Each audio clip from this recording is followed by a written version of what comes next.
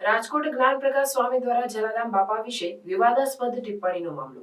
સમસ્ત રઘુવંશી લોહાણા સમાજના બારોટજી નિકુલભાઈ બારોટનું નિવેદન આવ્યું સામે. આ પ્રકારના ઇતિહાસનો ક્યાંય ઉલ્લેખ જ નથી.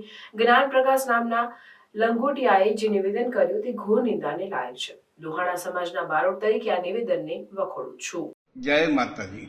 હું રઘુવંશી સમાજનો બારોટ નિકુલભાઈ ઘણા સમયોથી આજે સનાતન ધર્મીઓ વિશે જે સ્વામિનારાયણ સંપ્રદાયના કહેવાતા જે લંગોટિયા બની અને બેઠા છે તેઓ ભગવાન શ્રી મહાદેવના વિશે, બ્રહ્માજી વિશે, મા ખોડિયાર વિશે અનેક વખત નિવેદનો એવા ભયાનક અને અખંડ ભયાનકો આપી ગયા છે.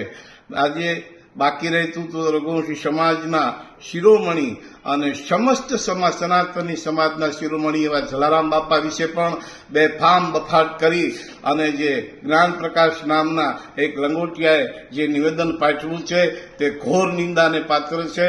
અને બારોટ તરીકે હું આ નિવેદનને વખોડી કાઢું છું અને સનાતની દરેક સમાજના વ્યક્તિઓને કહું છું કે આપણા ભગવાન દેવી દેવતાઓ વિશે આવા જે નિવેદનો આપતા સ્વામિનારાયણ સંપ્રદાયના જે કંઈ લંગોટિયાઓ છે એઓને ખરેખર પાઠ ભણાવવાનો હવે સમય આવી ગયો છે. અને દરેક સનાતન ધર્મના સાધુ મહાત્માઓ અને સંતોને મારું બારોટ તરીકે નમ્ર નિવેદન છે કે જે આ સનાતન ધર્મ ઉપર ઘા અને પ્રહાર કરી રહ્યા છે એવાને હવે સીધા દોડ કરવા એ આવશ્યકતા બની ગયું છે.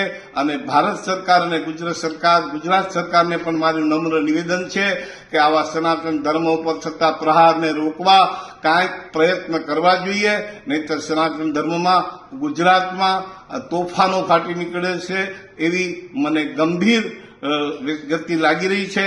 જય માતાજી, જય જલારામ બાપા.